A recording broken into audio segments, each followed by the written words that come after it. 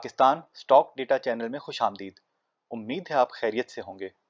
Market का feeler लेते हैं। तो जी पिछले एक दो दिनों में प्रेशर में रख के आज तो काफ़ी ऊपर ले गए हैं फिर से।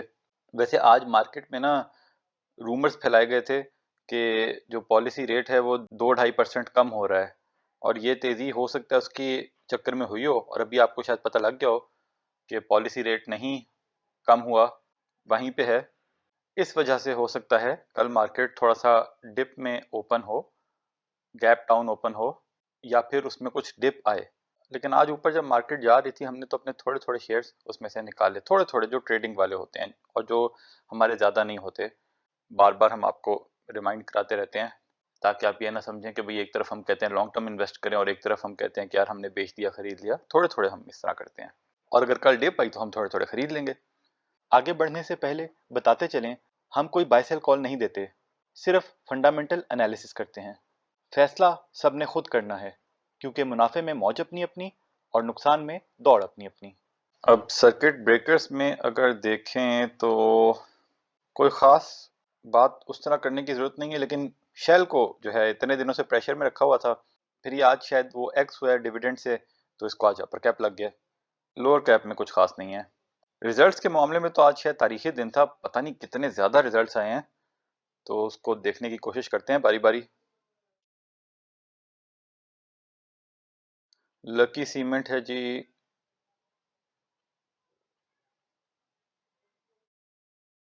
इसका है जी, ये देख लें कंसोलिडेटेड है, कंसोलिडेटेड देखने की ज़रूरत नहीं, अनकंसोलिडेटेड देखते हैं जी 22 रुपये, और ऐसे ही है, बहुत हाई है हमारे मुताबिक। यूनिटी फूड्स अभी भी ये लॉस में है, फारिग। टीआरजी तो पहले ही फारिग है और फिर फारिग हो गया और फारिग ही रहेगा। टीपीएल कॉर्प है जी, ये भी फारिग। दाऊद लॉरेंसपुर है जी, बस ऐसे ही है, फारिग ही है। बल्कि ये पता नहीं कौन है जिसने कंपनी का नाम भी लिखना मुनासिब नहीं समझा। जो भी है, 7 की अर्निंग है फिर भी हम इसको फारिग ही समझेंगे, जो कंपनी का नाम भी बताना नहीं जायज़ समझता है। पाकिस्तान सिंथेटिक 1 रुपये, को ख़ास नहीं है। प्रीमियम टेक्सटाइल्स बहुत कम, देखें 200 से 3 रुपये रह गई। ये टेक्सटाइल सेक्टर के हालात हैं। BRR गार्डियन ख़ास नहीं है। ये सना इंडस्ट्रीज़, ये भी अभी फंसा हुआ है। HTL ये भी नहीं सही, फारिग ही समझ लें। एयरलिंक इसकी बेहतर आई है वैसे, लेकिन आपको पता ही है काफ़ी ऊपर जा चुका है और अभी भी ऊपर जा रहा है, तो ऊपर तो पता नहीं कहाँ तक जाएगा, लेकिन इसमें जो परफॉर्मेंस है वो ऑलरेडी काफ़ी प्राइस इन हो चुकी है। बहरहाल आज इनका कोई मटेरियल इन्फॉर्मेशन भी आई थी कि शाओमी के साथ भी इनका कुछ एग्रीमेंट हुआ है, तो अगर आपको पसंद है तो आप रख लें। शेफा इंटरनेशनल बस ऐसे ही है। ठट्ठा सीमेंट, सीमेंट की EPS थोड़ी बेहतर हो रही हैं, इसकी भी थोड़ी बेहतर हुई है, लेकिन इसमें तो प्राइमरली वो बायबैक की वजह से भी तेज़ी है। अल्लाह वसाया जी, इसको अल्लाह ही वसाए। आर्टिस्टिक डेनिम ये है जी 2 रुपये, बस ऐसी। सफ़ायर फाइबर है जी 34 रुपये, को ख़ास नहीं। फैक्टो सीमेंट ये है जी 1.78, कोई बस ठीक है। Treat corporation 0। कोहाट सीमेंट 11 रुपये का EPS तो बेहतर हो रहा है, पर देते दिलाते कुछ ख़ास नहीं। जाहिद जी ये भी बस ऐसे ही है। मकबूल टेक्सटाइल्स ऐसी है। दोस्त स्टील्स छोड़ दें। डीजी खान सीमेंट इसका भी पहले से थोड़ा बेहतर हुआ है, लेकिन हमारे मुताबिक अभी भी इसकी वैल्यू हाई है। निशात मिल्स EPS तो अच्छा है इस दफ़ा, Q4 में अच्छा नहीं आया था, लेकिन बात वो ये डिविडेंड नहीं देते, कैपिटल गेन का लॉन्ग टर्म में इसमें बेनिफिट हो सकता है। लैंडमार्क स्पिनिंग ऐसे ही है, फारिग है बल्कि। क्रेसेंट जूट फारिग। अहमद हसन टेक्सटाइल्स बस ऐसे ही है। Leather up zero. City pharma ये भी कम हो रहा है, सही नहीं है। इदरीस टेक्सटाइल्स ऐसे ही है। सलमान नोमान एंटरप्राइज ऐसे ही है। DS industries zero. JK spinning mills काफ़ी कम है इनका भी। आर्कटिक टेक्सटाइल मिल्स के तो अकाउंट्स हैं, इसको नहीं अच्छा ही है, बस ऐसे ही है ये भी। सुहेल जूट फारिग। आइडियल स्पिनिंग बेचारा फारिग हो गया ये भी। क्रेसेंट टेक्सटाइल CRTM फारिग हो गया ये भी। रेडको टेक्सटाइल्स बस ऐसे ही है। बन्नू वुलन फारिग। सर्विस इंडस्ट्रीज फारिग। ओट्सुका बस ऐसे ही है। बक्सले बस कोई ख़ास नहीं। CCML पता नहीं केड़ी है ये। क्रेसेंट कॉटन अच्छा ये भी ऐसे ही है। मसूद टेक्सटाइल बस। SS ऑयल फारिग हो गई ये भी। ऑयल बॉय अभी तो इनका काम इस दफ़ा हुआ है, पहले नहीं था, आहिस्ता आहिस्ता काम शुरू हो रहा है, लेकिन अभी लॉस में है। हो सकता है अगले रिजल्ट्स को देखना पड़ेगा कि क्या करते हैं आगे। हाई नून अपना EPS तकरीबन मेंटेन किया हुआ है इन्होंने, बस ठीक है। ये डिविडेंड और बोनस हर साल देते हैं तो इसकी प्राइस थोड़ी मेंटेन रहती है। गैमॉन पाकिस्तान फारिग। The national silk and Ryan बस ऐसे ही है। फ्लाइंग सीमेंट ये भी फारिग हो गया। AR पाक फारिग। शाहताज टेक्सटाइल्स बस ऐसे ही है। पायनियर सीमेंट बस ठीक है। रोशन पैकेजेस कम है। इमेज पाकिस्तान इनका EPS बेहतर है इस क्वार्टर में, इसको आप देख सकते हैं अगर आपको सही लग रहा है तो, लेकिन हम वैसे अभी टेक्सटाइल सेक्टर से दूर ही हैं। पाक इलेक्ट्रॉन इसकी भी EPS बेहतर हुई है, तो अगर कोई इसको एनालाइज करना चाहे तो कर ले। सिक्योरिटी पेपर्स इसकी EPS भी थोड़ी बेहतर आई है, इसको देख लेते हैं। SEPL का पहला क्वार्टर आई थिंक ये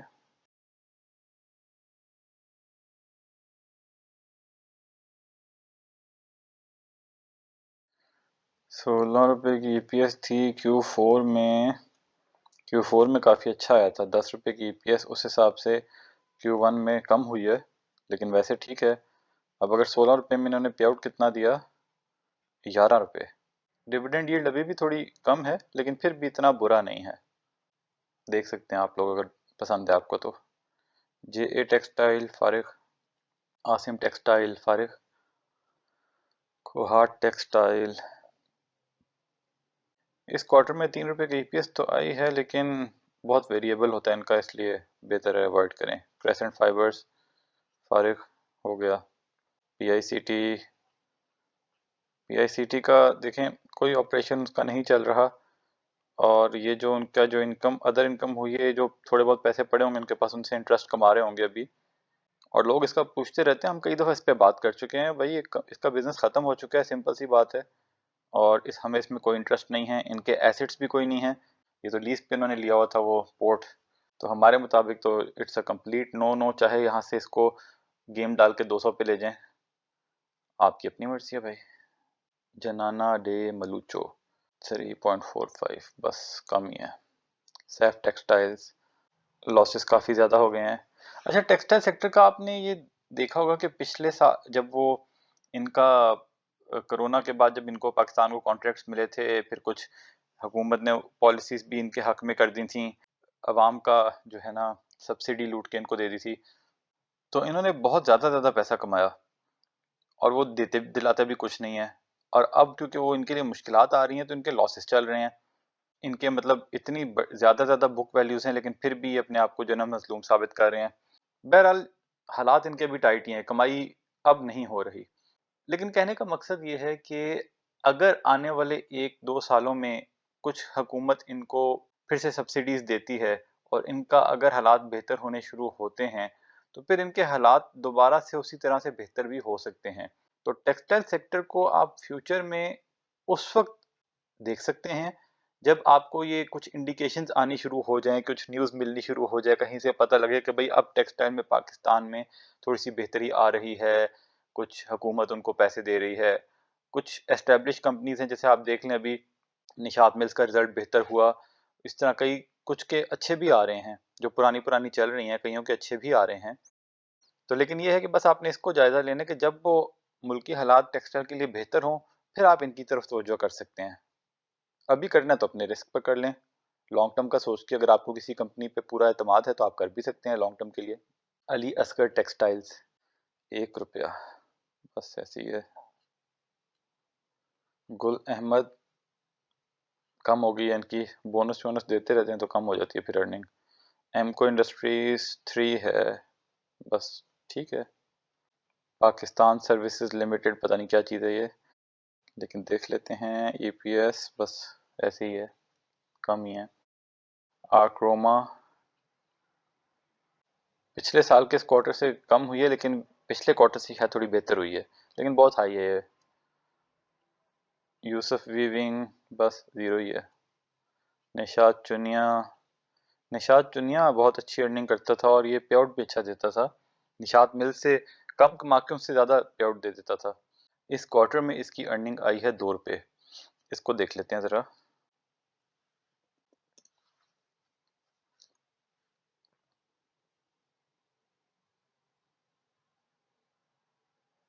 रिजल्ट के बाद पहले इसमें सेलिंग आई, लेकिन क्लोज अच्छा हुआ है।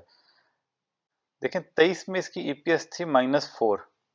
अब ये 24 का पहला क्वार्टर आया ना, 24 के पहले क्वार्टर में जो है ना इसका 2 रुपये की ईपीएस आई है।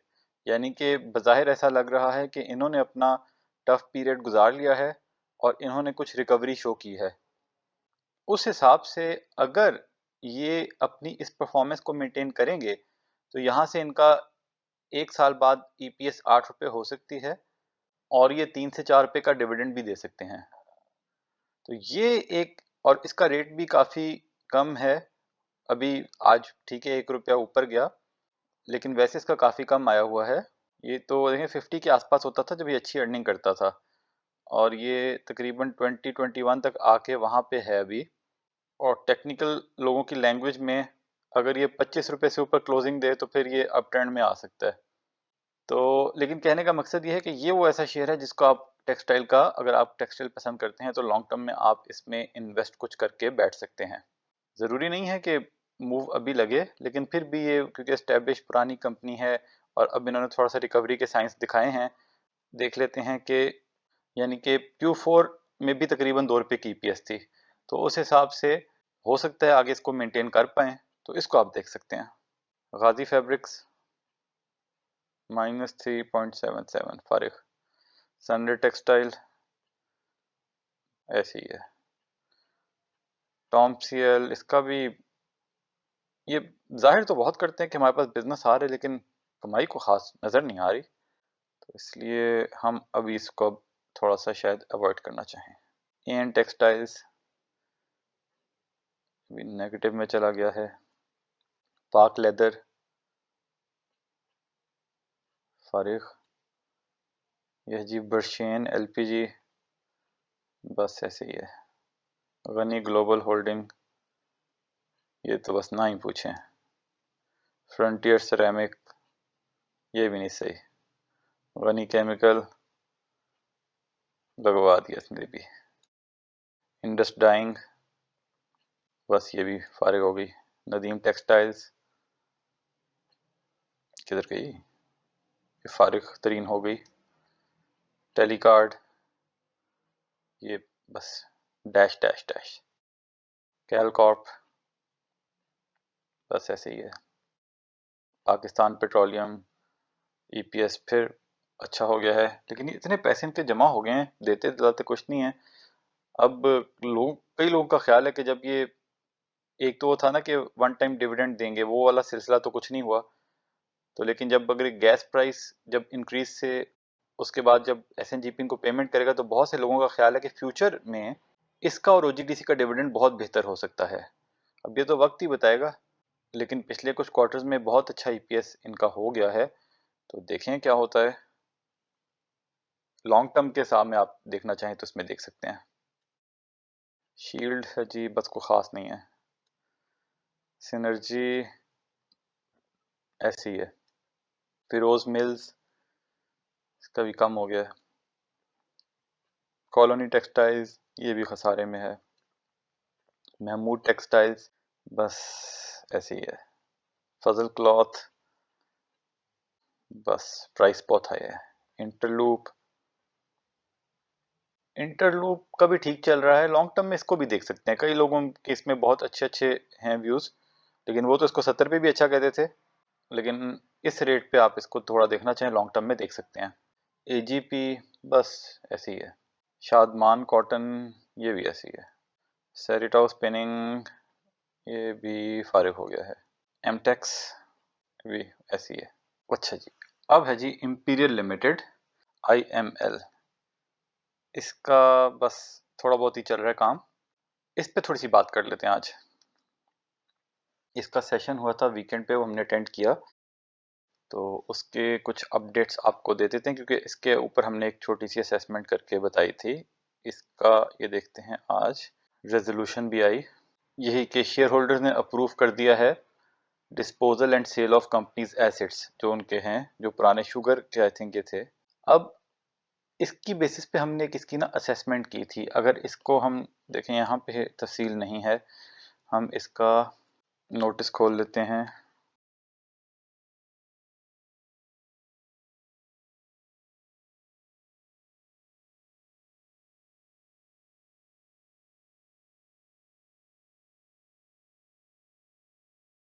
अच्छा जी, तो ये देखें, ये है जी इसका लैंड की जो है ना वैल्यू, बिल्डिंग और प्लांट मशीनरी, ये जो हमने आपको बताई भी थी।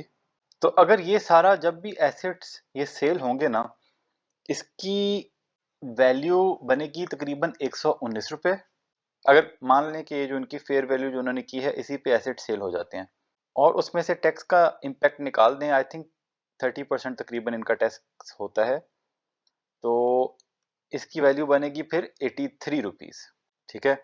अब हमने वहाँ पे कुछ डिस्कशंस हुई, उसकी बेसिस पे ये हमें पता लगा, हमने तो ये सोचा था कि शायद ये जब पैसे आएंगे इनके पास, तो उसमें से कुछ ना कुछ ये डिविडेंड भी देंगे, और इसकी बेसिस पे हमने एक कहा था कि अगर कोई रिस्क लेना चाहे तो इसमें ले ले। अब इसमें ये है कि उन्होंने ये बताया कि कानून की रिक्वायरमेंट है, लॉ की रिक्वायरमेंट है कि अगर कंपनी कोई अपने एसेट सेल करती है, तो फिर उस पैसे को उसने बिजनेस में इन्वेस्ट करना है, उससे वो डिविडेंड नहीं दे सकती अनलेस कि कंपनी खत्म हो रही हो, कंपनी को लिक्विडेट कर रहे हो। और वो भी फिर डिविडेंड के तौर पे नहीं शेयर होल्डर्स का देते, वो तो उसमें मतलब फिर एक सेटलमेंट के तौर पे देते हैं।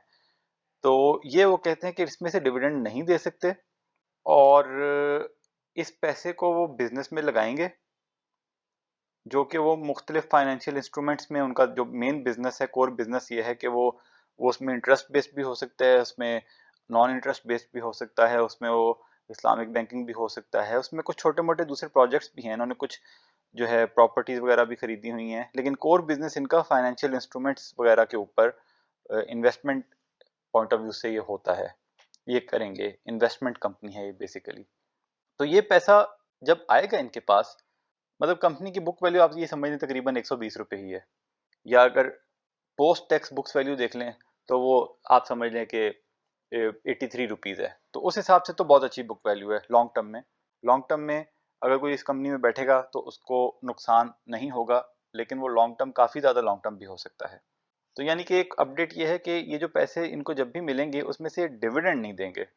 हाँ, ये हो सकता है कि वो पैसा जब ये इन्वेस्ट करें, जब वो 83 रुपीज़ इन्वेस्ट करें, असूली तौर पे तो कंपनी को जो है ना वो 15 से 20% उसके ऊपर, अगर इनका और कोई ऑब्लिगेशंस नहीं है, तो उस पैसे से ये 15 से 20% का इनको रिटर्न मिलना चाहिए। असूली तौर पे उनको इसको ऐसी जगहों पे इन्वेस्ट करना चाहिए।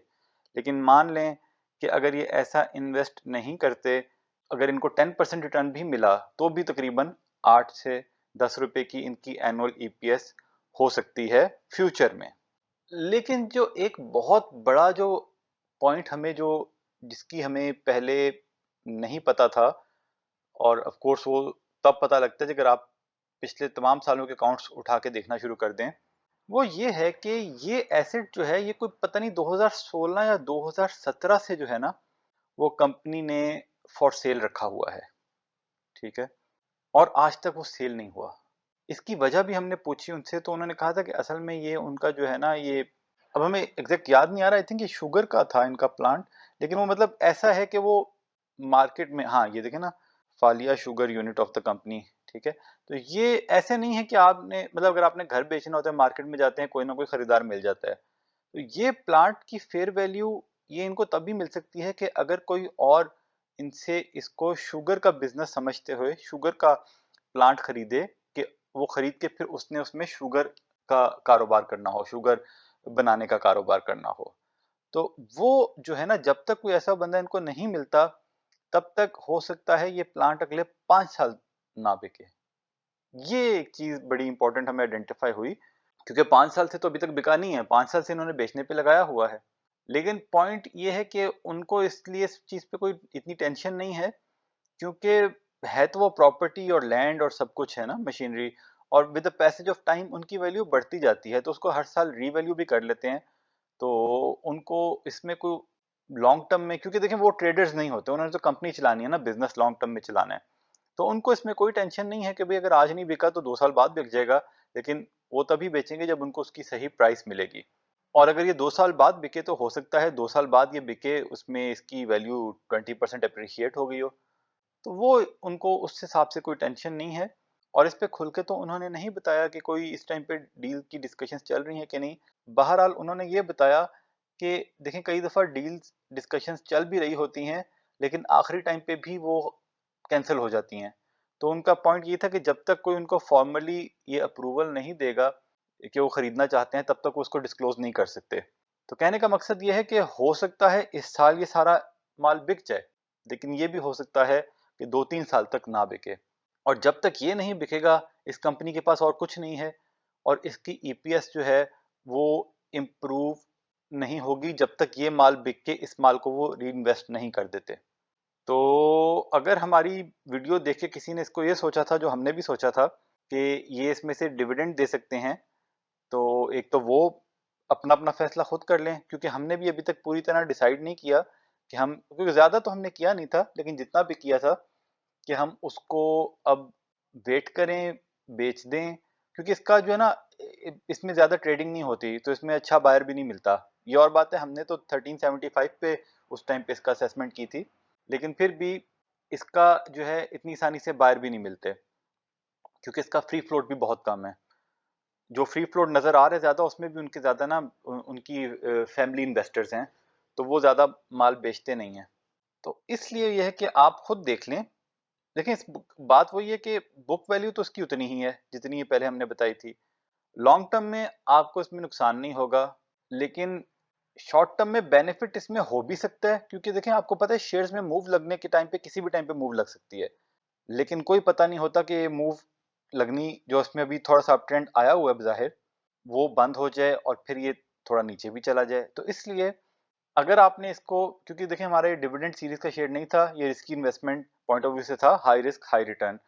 तो उस हिसाब से अगर आपने कोई इसमें देखा हुआ है, तो आप इसमें खुद सोच लें कि क्या करना है। ना हमने भी फैसला किया कि हम इसमें जो अपनी थोड़ी सी होल्डिंग है उसमें क्या करेंगे, और ना अब हम उसको आपको बताएंगे। इसलिए नहीं बताएंगे क्योंकि ये अगेन थोड़ा सा ना हाई रिस्क हाई रिटर्न, जैसे हमने बताया ना, हम आपको बताएं कि जी हमने रखा हुआ है, कल को आप सिर्फ ये देखें कि भाई हमने रखा है तो आप भी रख लें और पता लगे नुकसान हो गया। हम आपको ये बताएं कि जी हमने निकाल दिया है, और आप ये सिर्फ सोचें कि भाई क्योंकि इसने निकाल दिया हम भी निकाल देते हैं, और ये यहाँ से 40 पे चला जाए। तो इसलिए अपना फैसला आप खुद करें। इसमें हम अभी सोच रहे हैं हम क्या करें, जो हमारी थोड़ी सी होल्डिंग है, लेकिन आप अपना फैसला खुद करें। बहरहाल इसमें हमने आपको ये बता दिया है कि डिविडेंड नहीं मिलेगा इस पैसे से, चाहे ये अगले 3 महीने में सेल हो जाए। और दूसरा पॉइंट यही कि सेल हो 3 महीने में या आगे, ये पता नहीं है। लेकिन एक चीज़ ज़रूर है कि हमें ऐसा लगता है कि अगर ये सेल हो रही होगी, कोई ना कोई इनसाइडर ये न्यूज़ मार्केट में लाने से पहले इसको बहुत ऊपर ले जाएगा। लेकिन अगर यहाँ से ऊपर ना गया तो फिर ये एक इंडिकेशन भी हो सकती है कि इसका सेल होने का भी कोई चांस नहीं है। और बात वही हमने जैसे आपसे कही ना, अगर आप इसकी पैटर्न ऑफ शेयर होल्डिंग देख लें तो ज़्यादातर इसमें फैमिली ओन्ड जो है ना शेयर होल्डर्स ही हैं। तो उनके नज़दीक आमतौर पे माइनॉरिटी शेयर होल्डर्स का बेनिफिट कोई इतना अजीज नहीं होता। या फिर आप यूँ समझ लें कि short to medium term investors के बेनिफिट के बारे में वो नहीं सोचते। वो सिर्फ यही कहते हैं कि भाई आप लॉन्ग टर्म बैठे रहें, कभी ना कभी हम आपको फ़ायदा पहुंचा देंगे। वैसे तो पाकिस्तान में जिन कंपनियों में बहुत ज़्यादा पब्लिक होल्डिंग है, उनको भी माइनॉरिटी शेयर होल्डर्स का कोई ख्याल नहीं होता। वो अन्य व कमा कमा के भी आगे कुछ नहीं देते। लेकिन जहाँ पे जनरल पब्लिक की होल्डिंग ज़्यादा कम हो, वहाँ पे उनका बिल्कुल भी कोई वाली वारिस नहीं होता। तो अब इस शेयर में आप अपना फैसला खुद कर लें। ये था जी आज का एनालिसिस। ये सारा डेटा हमने PSX की साइट से लिया। आप खुद वैलिडेट करें, फिर अपना फैसला करें। याद दहानी करवा दें कि बाय सेल कॉल नहीं थी, वजह पहले बता चुके। तज्जिया पसंद आया तो शेयर, लाइक, सब्सक्राइब करें, बेल आइकॉन पे क्लिक करें। और पसंद नहीं आया तो डिसलाइक कर सकते हैं, लेकिन बेहतर यही है गैर ज़रूरी और मनफी कमेंट से गुरेज किया जाए। खुश रहें और अपने अमल पे तवज्जो दें। अल्लाह के हवाले।